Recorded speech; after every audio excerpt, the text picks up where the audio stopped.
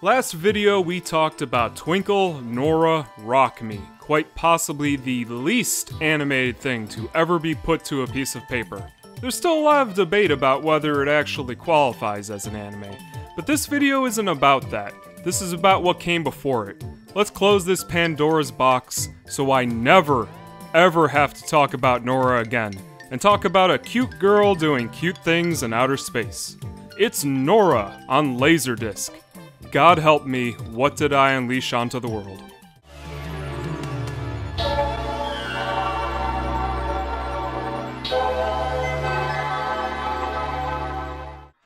Released in 1985, Nora is a single-episode OVA sci-fi anime set in the very near future about 100 or so years from now. Our main character, Nora, is an unassuming young girl who's decided to take a break in outer space. And on her way to her vacation paradise, she meets a chubby professor on his way to turn rocks into oxygen or some such nonsense. Exactly why she decided to follow him is never explained, but she tags along because the story has to have Nora in it, doesn't it? This is her anime after all. Running this space station is Artie, the big, bad computer that controls everything from trash compactors to water pipes. And in typical AI fashion, he's decided to make all of mankind's missiles go off at the same time to teach us all a lesson about peace. Using her upbeat personality, and with a little bit of help from two old men, it's up to Nora to save the day with her cute face and gymnastic flips. It's a story that's been done better in dozens of other movies and anime, and probably some manga too. Nora is just about as cute as anime girls get, and she can do no wrong. Everybody loves Nora, and nobody understands why. No psychic powers, no teleporting, no combat skills. She's just a normal girl who wants to relax in outer space with her scientist friend. Occasionally, though, the mask does slip, and somehow she has enough strength to push an entire robot into a wall socket?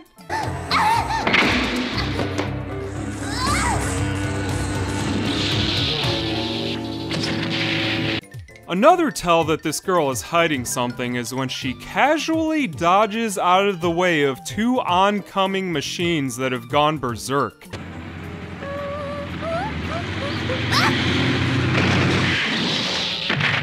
At least with Monster Girls, the monster is on the outside, but with Nora? Who knows? What kind of person is she?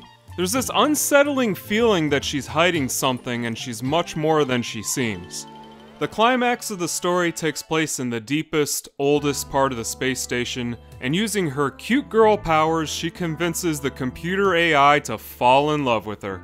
You know, computers used to be these huge, menacing things that filled up an entire room, but now that you can have a whole computer in your pocket, they've kind of lost a little of that magic that they had in the 1980s. I think that's a big reason why the new Terminator movies don't really work. Computers just aren't spooky anymore. How Nora overloads Artie's logic circuits is making me question my sanity, though. You know, ever since that first video blew up, and man did it blow up big, it really made no sense to me. I didn't really know what to make of this series. But when I watched the original anime, that's when it all came together. That's when it started to make just a little bit of sense. There it was, on a computer screen, clear as day.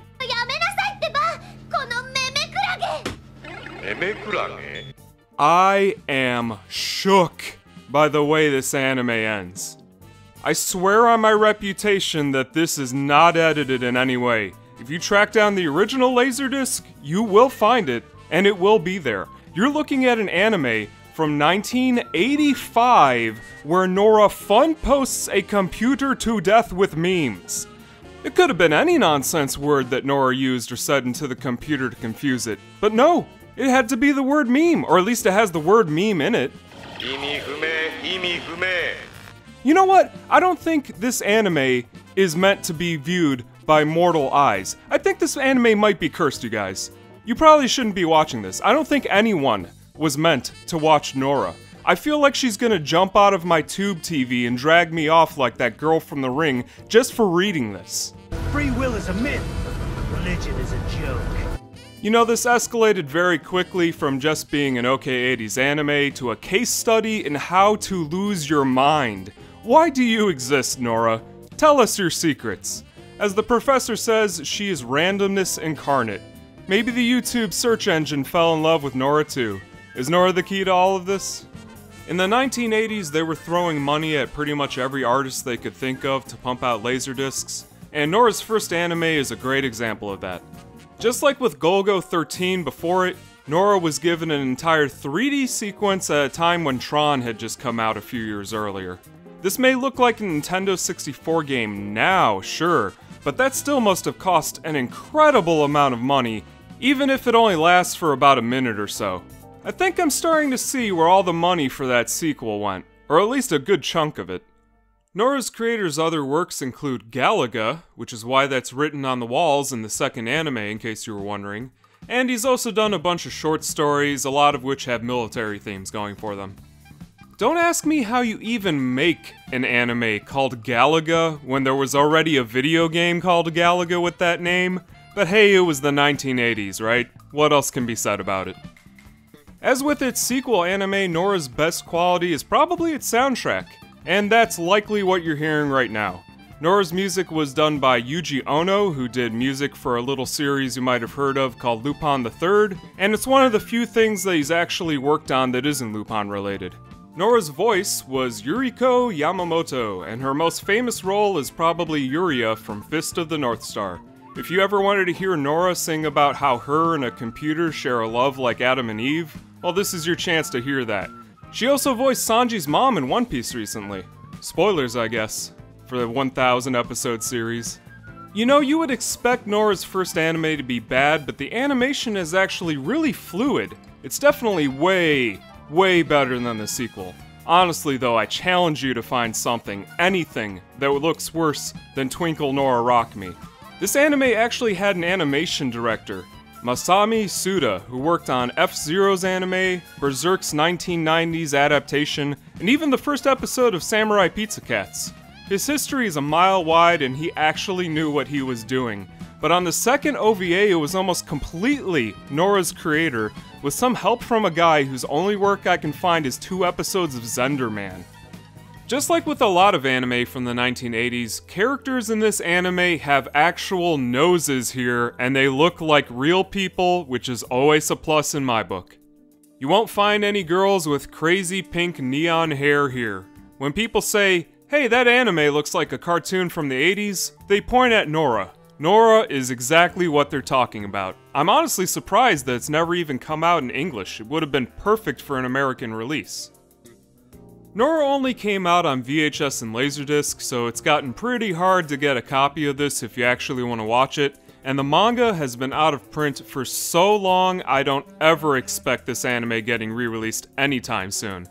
It's also never been released in any other language outside of Japanese, and the same goes with its sequel, except, and I don't even know how to put this into words because I don't believe it myself, but Twinkle Nora Rock Me has a Russian dub. Не переживайте за это моя обязанность. Я не могла дать ему сбежать. И все-таки, вот, отдашь это в бухгалтерию. Now, I don't know what's going on in Russia, but this is not okay. This needs to stop. It's not even like a regular Russian dub. It's like they just turned down the volume every time someone spoke Japanese and then just dubbed over it in another language. I have no idea where this even came from. Why am I surprised? Nothing about this anime makes any sense, so why would this, right?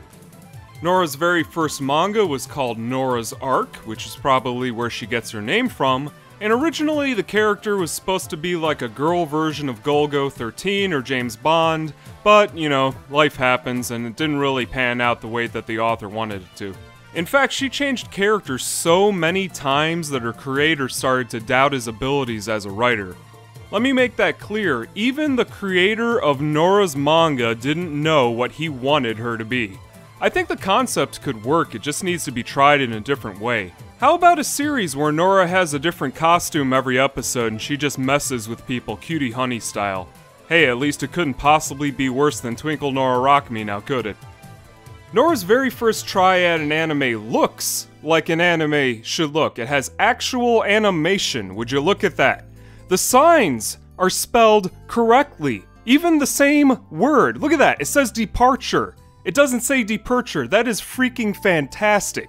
The soundtrack is really nice and jazzy. The guy who did Lupin the Third did it, so I can't say anything bad about that. I love his music. At least it has colors. At least it has sound. All the ingredients for a decent anime are there, and all that's missing is a really good story and some interesting characters to bring it all together.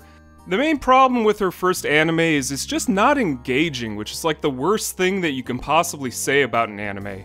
You want it to be worse because then you can make fun of it, but if it was worse, we wouldn't get NORA 2, The Search for More Money. On the flip side, at least, it caused all the animators, musicians, pretty much everybody who worked on the first anime to completely skip Twinkle Nora Rock Me, which might be another piece of the Nora puzzle. Almost nobody who worked on the first anime worked on the second one, except for the voice actors. We're also really lucky Nora's creator was so into computers and 3D graphics, or else he wouldn't have bothered making a website in 1999 where a lot of this is documented. From Golgo 13's helicopters to the CDI, it seems like he was always on the cutting edge of technology. Hell, half the diary he has left on that website is him complaining about Photoshop and Internet Explorer. You know, the character he drew of himself on his blog actually looks like the short guy from Twinkle Nora Rock Me, doesn't it? How often do you find a person who loves their work so much that they animate themselves into it so they can be with their anime waifu forever? You probably think I'm exaggerating, right? But there's a making of video at the end of the second anime where he gets so bored with his own Laserdisc special that he says he wants to go look for Nora in the real world instead. I'd like to think he found her eventually.